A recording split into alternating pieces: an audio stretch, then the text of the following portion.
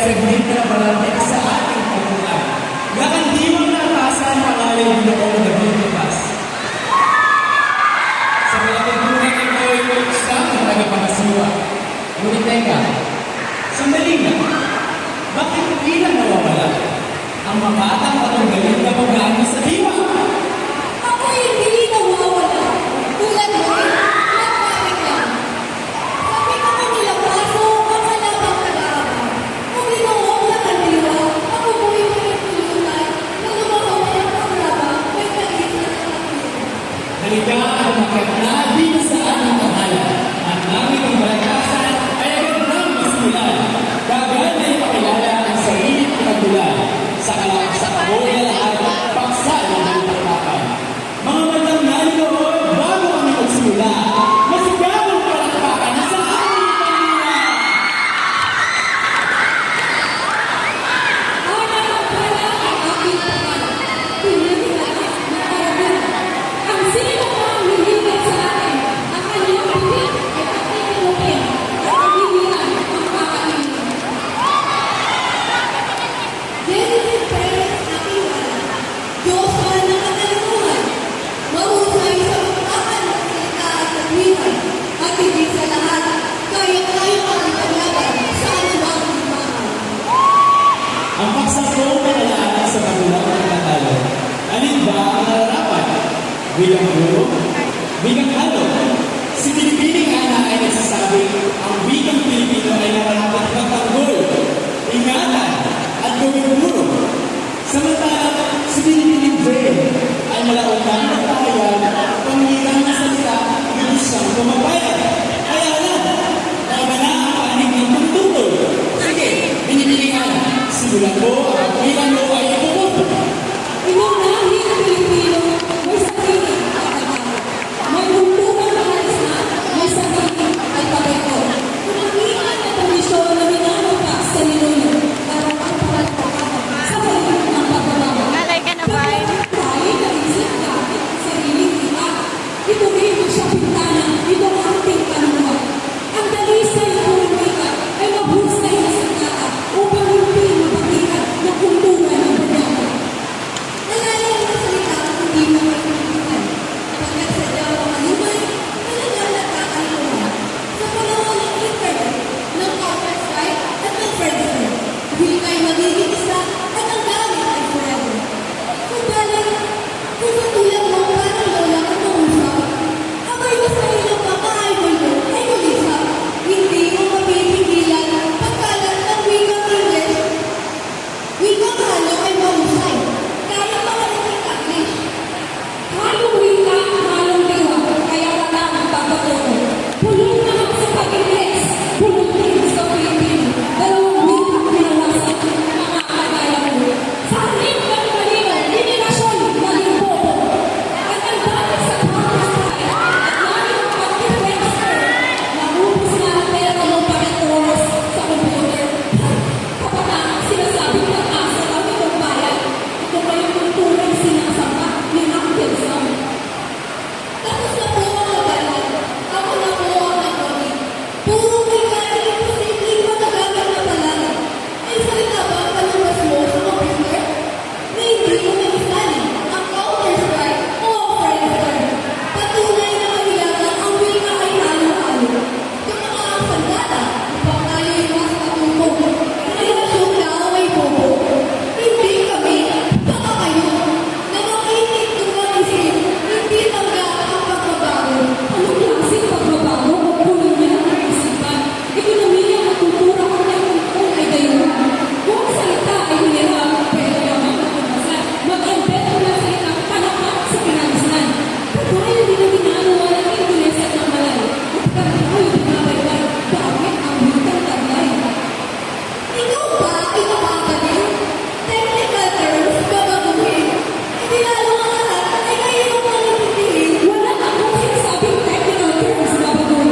O bakit ay pagkalaban mo ang siyang lola at ulyarin? Ilang sandali lang, aking mga kaibigan, lubhang lumalay sa paksaan balagtasan. Pakiusap na balikan ang paksaan ng kalangyarihan.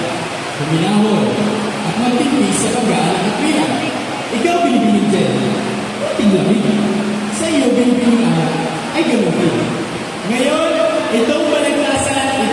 po natin. Mga madlang nanonood kayo yung aking muling kailangan. Ialay mo sigla, masigaw ang palakpakan. Di ba nagkakasal, bawal kayo magsalita. Ang pag-aming ng wika ay hindi na itatanda. At nangyari ng wika, nagbabago, nag-iiba, at sa mundo yung walang puro-puro, nag-iisa. Itong lawing Pilipino may sariling katamin. Di na dapat baguhin, tapos dapat talagaan. Revisyon ng alpabeto taong 2001. Makalipas ang 5 taon, di nagamit, pinigilan. Huwag masakit ang wika, yan ang panawagan. Huwag patayin ang salita at huwag munting papalitan. Kung meron English campaign sa lahat ng paaralan, kapag may programa rin para sa wika, kinagasan.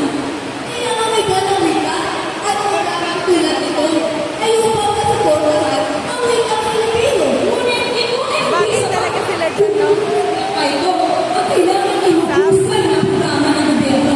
Dapat ipasuko na rin ito sa executive order kung may matalawa pa ang sakto na siyang pumatay ngayon sa wikang Pilipino. Ilang daan ang Pangulo itong executive order noong 2010 bilang tugon sa hamon ng pagbabago nitong mundo. Genevieve Barcelona. Kailangan pag-usayin, paggamit ng wikang Ingles, hindi na tuluyan na wika natin inaalis. Paggamit ng wikang Ingles ay wikang universal. Pangunahin na nagamit sa lahat ng pag-aaral. Pag ang Pinoy ay nag-abroad, at siya at kung mag-ahusay ng Ingles, tiyak na siya'y may trabaho para sa ito'y makinis. Hindi ko sinasabi ng wikang Ingles ay dapat alisin. Kundi ang wikang Pilipino ang siyang dapat bigyan pansin. Lubha ang lumalay ang usapan. Paksaan natin sinimula ang dapat pagdalugan. Linawan ang sasabihin o iwanan ang sabihin. Kung balakasan ay ipapatuloy natin. Kayo maglang nanonood sa pagkakang ito ay aking pagbibigyan. Huwag tindig, huling hirit ng katwiran ay bitawan. Kayo maglang nakikinig, aking muling kailangan. Ialay mo sigla, masigaw ang palakpakan.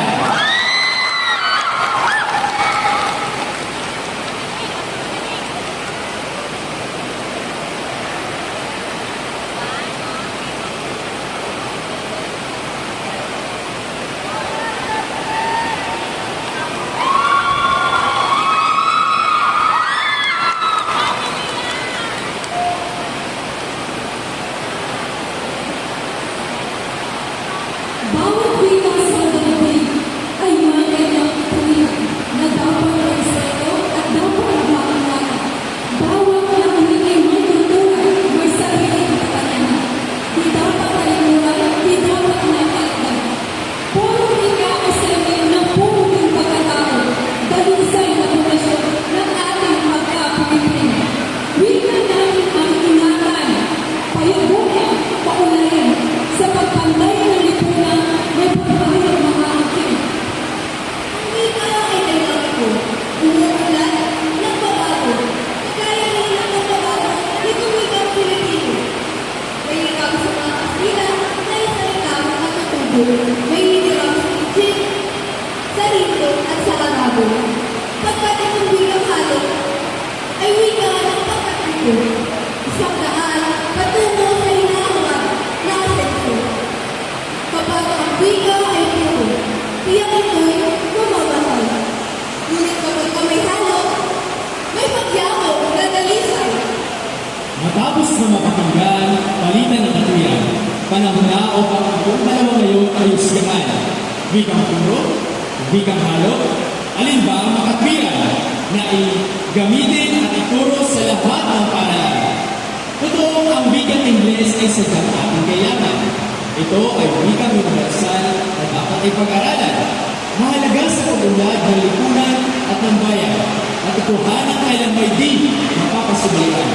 Ngunit, kung mayroong wikang hindi dapat kalimutan, walang iba kundi ito ating wikang pinagsinan. Higit pa sa anumang wika na kung sino mang dayuhan, ang wikang Pilipino ang siyang dapat kahalagahan. At sapagkat itong wika hindi maaaring manatili lagi itong puro. Kung nagkakaintindihan, kahit wikang halo-halo, ituturing natin itong pagyabong na positibo.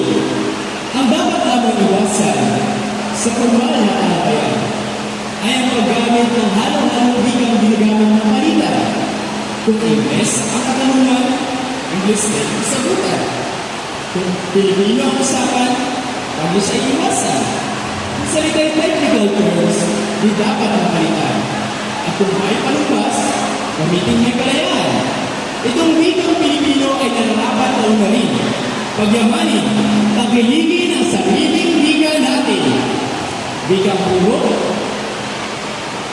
wikang halo, alin ba ang kakatwiran na gamitin at ituro sa lahat ng paaralan?